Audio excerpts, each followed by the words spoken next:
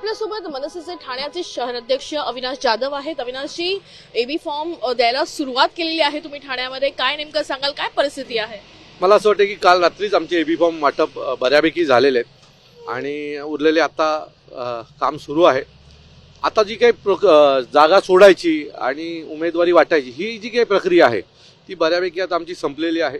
अतिशय उत्तमरित्या संगनमताने शिवसेना असेल, आम्ही असू, राष्ट्रवादी असू, आमचा जागा वाटपाचा कार्यक्रम आता बऱ्यापैकी संपलेला आहे। किती साधारण एबी फॉर्म तुम्ही दिलेले आहेत आणि किती जागांवर मनसे त्या ठिकाणी उभी आहे? आता त्या दोघांचा माझ्याकडे आकडा नाहीये, पण मनसे 33-34 जागांवर ठाण्यामध्ये लढते।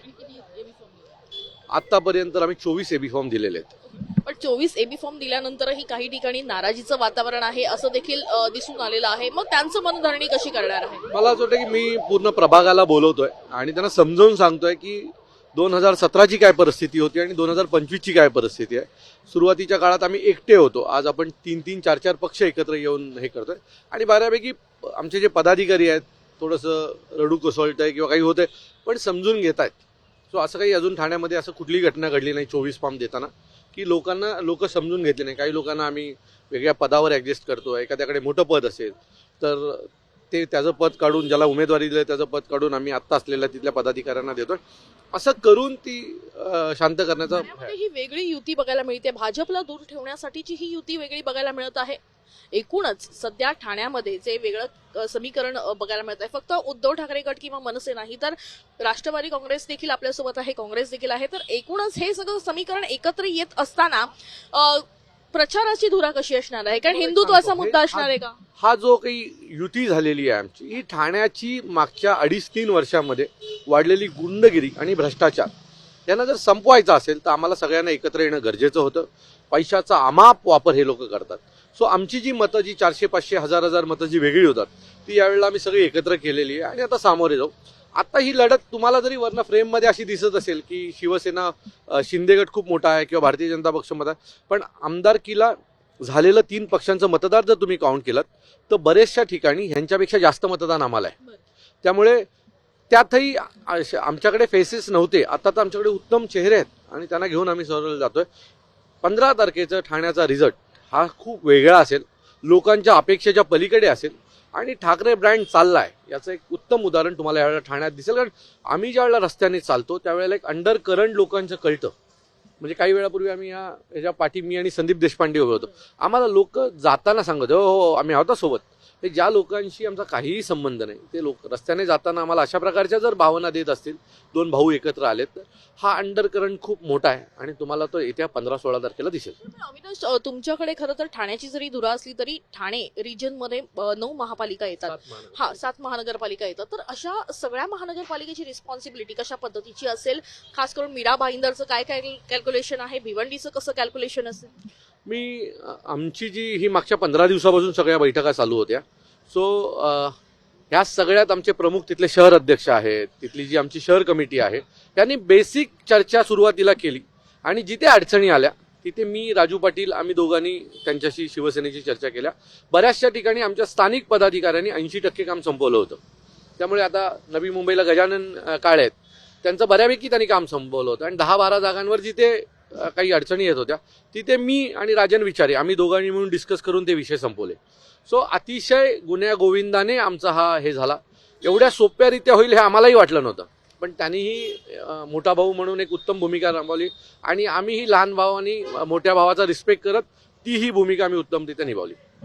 मोठ्या भावाला जी टाळी दिलेली आहे तुम्ही, तर ही टाळी पूर्ण महानगरपालिकेमध्ये गुंजणार आहे कशा पद्धतीने? 100% गुंजणार आहे, कारण दोघांच्या कार्यकर्त्यांचा DNA एक आहे, शिवसैनिक। म्हणजे आमच्याकडे खरं तर हे एक कुटुंब फक्त एक नाही झालंय, या एका कुटुंबाबरोबर अनेक घरं अशी होती की वडील शिवसेनेत आहेत आणि मुलगा आणि सून मनसेत आहे, ती देखील घरं आता एकत्र झाली आहेत। यावेळेला त्या प्रचारामध्ये असे देखील वडील आणि मुलगा एकत्र एका पक्षाचा एकत्र प्रचार करताना तुम्हाला दिसेल। सो या एका कुटुंबाबरोबर महाराष्ट्रातली हजारो कुटुंब एकत्र झालेली आहेत। त्याच्यामुळे हा ठाकरे ब्रँड आहे ना, हा ठाकरे ब्रँड याने फक्त ही युती करून एक गोष्ट केली नाही, तर हजारो घरं जी मागच्या 20 वर्षापासून वेगळी झाली होती, विचाराने एकत्र जरी राहत असतील तरी विचाराने वेगवेगळी होती, ती सगळी विचाराने आता एकत्र झालेली आहे. एक शेवटचा प्रश्न विचारते. जसं आपण बघितलं की राज ठाकरे यांनी म्हटलेलं आहे की मुंबई ही महाराष्ट्रापासून तोडण्याचा डाव त्या ठिकाणी केला जातोय आणि मुंबईला वाचवण्यासाठी खरं तर एकत्र येणं गरजेचं आहे. ठाण्यासाठीची तुमची एक ओळ काय असेल? कुठला मुद्दा डोळ्यासमोर ठेवून ठाण्याला तुम्ही समोरे जाताय? मला असं वाटतं की जे राजसाहेब बोलतात त्याची सुरुवात आज झाली ना. 66 लोकांच्या यादीमध्ये जर 20 परप्रांतीय असतील तर कसं तुम्ही मराठी महापौर बसवणार आहात? का ते मराठी महापौरला मतदान करतील? आणि उद्या जर मुंबई वेगळा करायचा पहिला ठराव जर कुठे येईल तर मुंबई महानगरपालिकेत येणार आहे. त्यावेळेला ही जी काही परप्रांतीय निवडून येणार आहेत ती मुंबई महाराष्ट्रात राहावी यासाठी मतदान करणार आहेत का? नाही करणार आहेत. त्याच्यामुळे मुंबईतला जे काही 41% मराठी आहे त्यांनी या सर्वांनी या आपल्या ठाकरे ब्रँडसोबत उभं राहिलं पाहिजे, तर मुंबई वाचेल. नाही तर पहिली धोक्याची घंटा म्हणजे त्यांनी पहिलं पाऊल आज उचललंय 20 जणांना देऊन. पुढच्या यादीतही येतील, शिंदेच्याही यादीत येतील.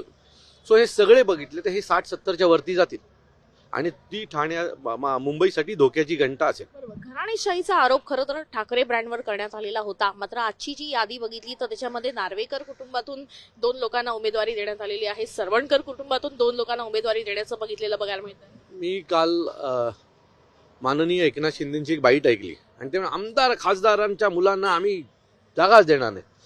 मग हे कोण आहेत? सरवणकर कुटुंबांना कसं मिळालं? माझी आमदारच आहेत ना तुमचे ते. नरेश म्हस्केच्या मुलांना देणार नाही आहेत असं तुमचं मत आहे का? सो बघूया. मला असं वाटतं की बोलणं आणि करणं या 2 गोष्टींमध्ये फरक आहे आणि हा फरक कायम राहावा. तसं होताना दिसत नाही, पण बघू. धन्यवाद आमच्याशी बातचीत केल्याबद्दल. आपण बघतोय की या ठिकाणी खरं तर जे शिंदे गटातून म्हणजे शिवसेनेनं किंवा भाजपने जे वक्तव्य केलेलं आहे त्यांच्या बोलण्यातून आणि करण्यातून हा फरक जो आहे तो मोठ्या प्रमाणात दिसून आलेला आहे असं खास करून या ठिकाणी अविनाश जाधव यांनी स्पष्ट केलेलं आहे. दुसरी गोष्ट म्हणजे या ठिकाणी ठाण्यामध्ये एक वेगळं समीकरण जरी निमित्त बघायला मिळालं तरी या एकूणच समीकरणाच्या निमित्तानं जी घरं तुटलेली होती ती या 2 भावांच्या निमित्तानं एकत्र आलेली आहे आणि जवळपास 80% जास्त जनता आमच्या सोबत असल्याचा दावा देखील या ठिकाणी अविनाश जाधव यांनी केलेला बघायला मिळतोय. कॅमेरा पर्सन गणेश वैदेही काणेकर, साम टीव्ही न्यूज, मुंबई. देश विदेशातील प्रत्येक घडामोडींचे लाईव्ह अपडेट मिळवण्यासाठी आता साम टीव्हीच्या सर्व सोशल मीडिया प्लॅटफॉर्मला लाईक, फॉलो आणि सबस्क्राईब करा. तसंच सर्व नोटिफिकेशनसाठी बेल आयकॉन प्रेस करायला विसरू नका.